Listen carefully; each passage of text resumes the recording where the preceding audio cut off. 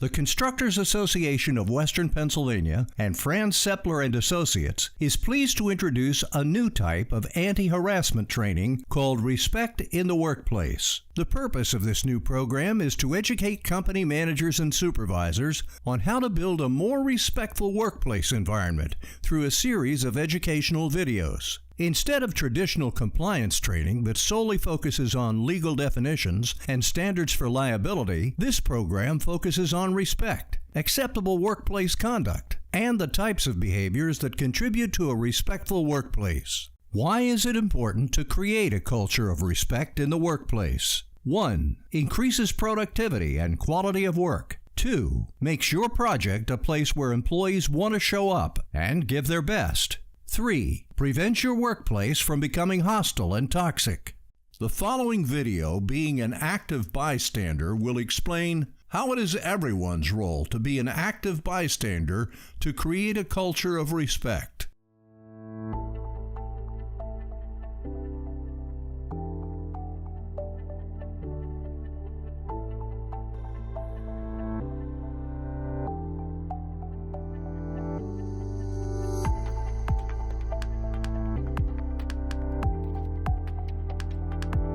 Hi, my name is Franz Seppler. I'm a workplace consultant, educator, and investigator.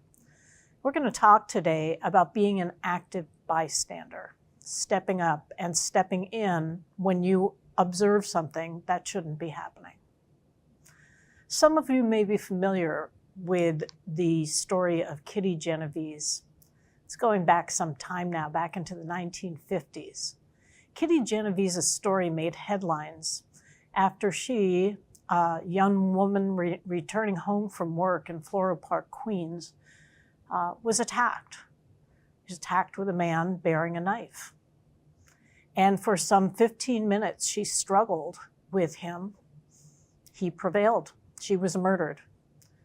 The story wasn't of a brutal murder. It was of the fact that more than 20 of Kitty Genovese's neighbors had seen this take place, yet none of them had done anything, even picked up the phone to try and address it. Now, in 2023, we know that story is a little bit fable and a little bit true, but the principle stands. Kitty Genovese died because of what's called the bystander effect. And this is our tendency as human beings to believe that if there's other people around us, that they'll do something to help, and therefore that we don't need to. We call that diffusion of responsibility.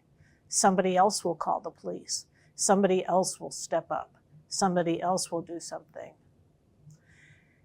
Another part of bystander syndrome is that we're afraid to intervene because we think that we'll get hurt somehow. We'll experience some kind of backlash or retaliation. Or we tell ourselves, you know, I don't really know what's going on in here. I'm not going to intervene because, you know, I don't have the full story. So why should I step up? Or, you know, we may look around and say, well, nobody else seems to be having a problem with what's going on. So maybe the fact that I see that it's a problem, maybe I'm wrong. Maybe I'm misinterpreting it or misunderstanding it. And finally, we've all been told many times to mind our own business. And so we might just remind ourselves that this is none of our business and we're not going to get involved. The problem, of course, is that when everybody thinks somebody else is doing something, or everybody thinks that it's not their place to say or do something, nobody actually helps, and people get hurt. So let's talk about what a bystander, an active bystander, is. And this is very simply someone who has seen or heard about behavior or treatment that's unacceptable or harmful, and then who acts on that belief. Researchers looking at workplace climate and culture being the way that a workplace feels, the way that workers treat each other, the traditions and values of a particular workplace. They found that when looking at workplace climate and culture, that when people are willing to step up and speak up for other people, overall, the result is highly positive. It increases people's confidence. It increases people's good feelings about the people they work with and the organization that they work for. It increases productivity, and it certainly increases safety. Now, safety. You've probably heard a lot about safety. You probably attend meetings about safety or have particular rules or protocols you follow to keep people safe. We know that workplace safety is paramount, that everything we do should be framed around making sure that people don't get hurt. And so let's remember that safety is not just physical, that there is in fact something that is equally measurable and equally important called psychological safety. Everyone has a responsibility to create a culture of respect and safety. It's not something that can be done by hanging up a sign. It's not something that can be done by creating a workplace rule. It has to be about something we all agree on, is that if we're all in the business of keeping each other safe, then safety is going to be much more likely to happen. And despite the fact that we've talked about all these fears people have about being a bystander, about stepping up and doing something, there are ways to be a bystander that doesn't put you in harm's way, that can be very low key, but still very effective. Remembering that when we're stepping up, when we are stepping into a situation that we don't think should be happening, we are not there in the role of judge or jury. We are not making a decision whether somebody's a bad person or a good person. We are just getting involved to protect people from harm. And that doesn't mean that we have to go way outside of our comfort zone. If you do step up and you do say something or do something to help someone, you should know that you are protected from retaliation for doing that. And if you were punished for speaking up for someone, you would have the very same rights as the person who'd been targeted to seek redress. So, to make it simple, if you see something, do something or say something.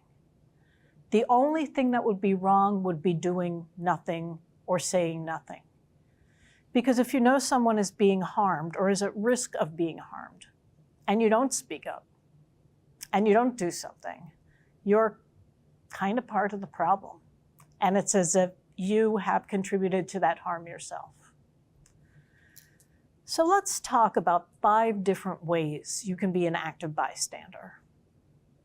The most simple is when we say distract or deflect. Change the subject. Tell a joke. Ask somebody to come over and answer a question for you. Walk up and start a new conversation. Just make sure that the individual isn't able to go through with or continue to engage in the kind of behavior that's a problem. Hey, could you come over here and help me with this? Or, sorry to interrupt, and interrupt with something. It doesn't put you in harm's way. You're not doing anything heroic and flying in with a cape to rescue somebody.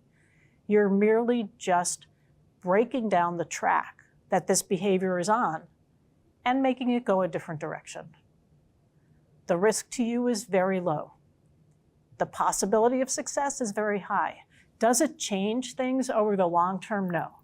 Is it going to stop somebody from engaging in that behavior again? No, but that's not your role. Your role is just to protect the person from harm today, in this moment. And you can distract or deflect directly as well. Hey, I'm not sure this conversation's going in the best direction. Let's change the subject. And that's okay too. It's a little braver, it's a little more direct, but it gets the job done. Number 1, distract or deflect. Number 2, ask a question. Now, asking a pointed question can be a real derailer of problem behavior. It could be simply, what did you just say? It could be, did you mean that to sound like that? It could be a question of, what are you thinking? Or, are you sure you want to say that? These kinds of questions, of course, are much more direct, but we're not labeling somebody. We're not telling somebody that they're a bad person.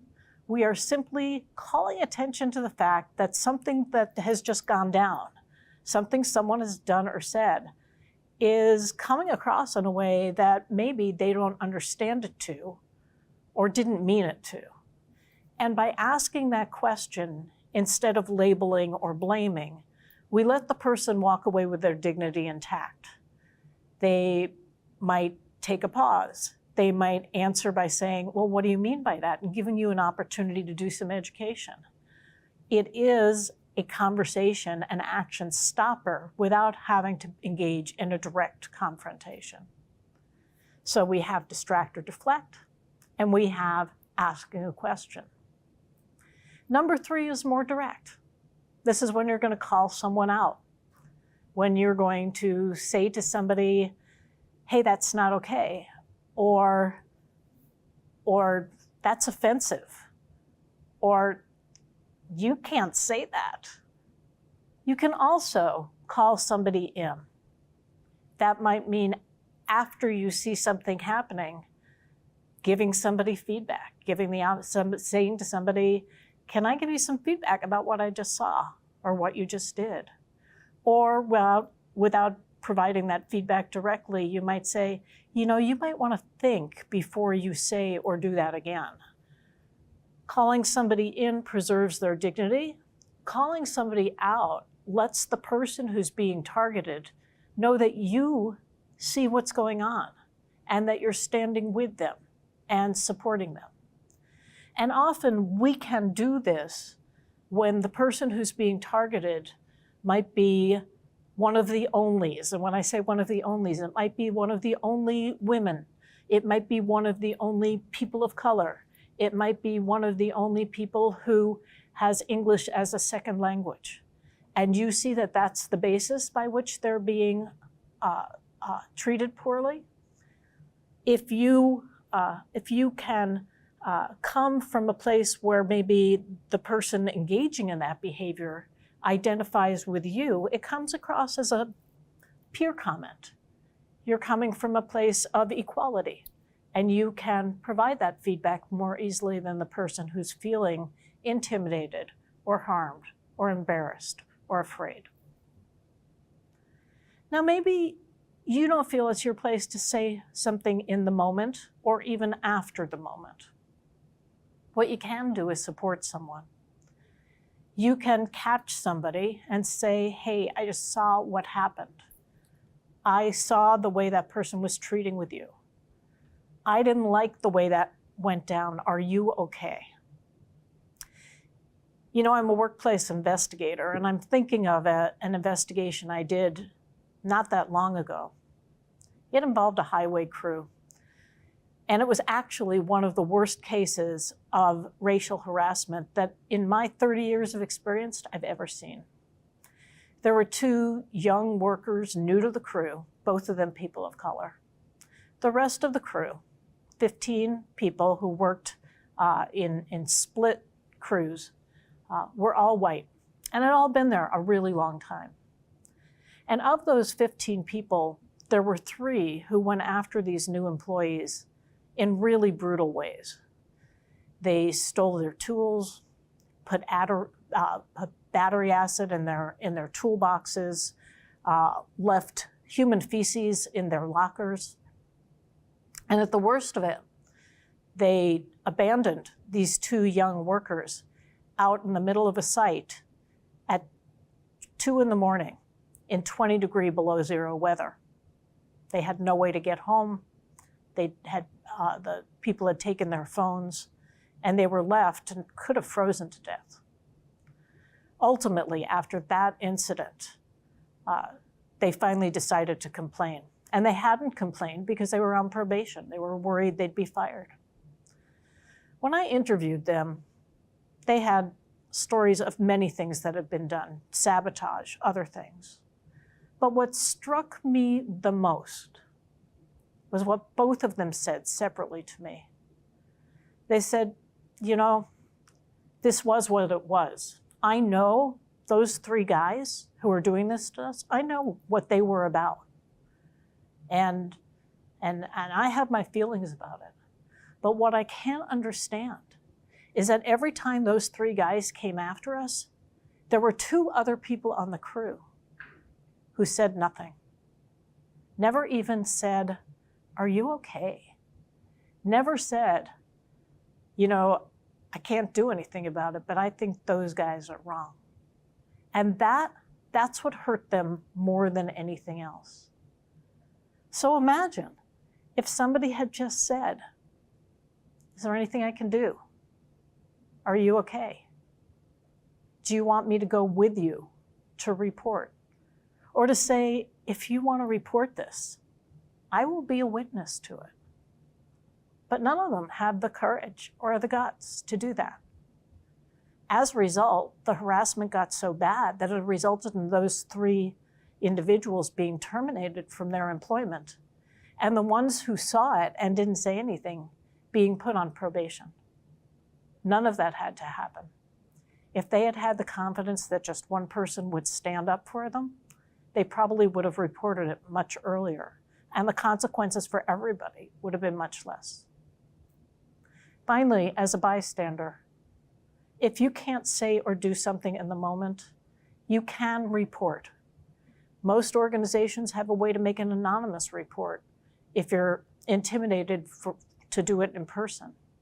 But the right thing to do is to get the information into the hands of someone who can address it, someone in a supervisory role, someone who's in a position to take the complaint. They don't necessarily have to identify you as the person who came forward, but then they're equipped to address the problem. So we've been talking about the importance of respect in the workplace, how respectful behavior keeps people safe, it allows the quality of the work to be high, it creates a work environment where people show up knowing that the people around them have their back, and therefore bystander behavior is a sign of respect. It prevents the workplace from becoming hostile, competitive, and toxic, and it demonstrates that safety matters for everyone. When we stand up for others, we can count that they will stand up for us when they have the chance to do it. So when we know that other people will stand up for us, we feel more confident, and everyone feels safer and better. It allows us to have the kind of work environment we all want. Thank you.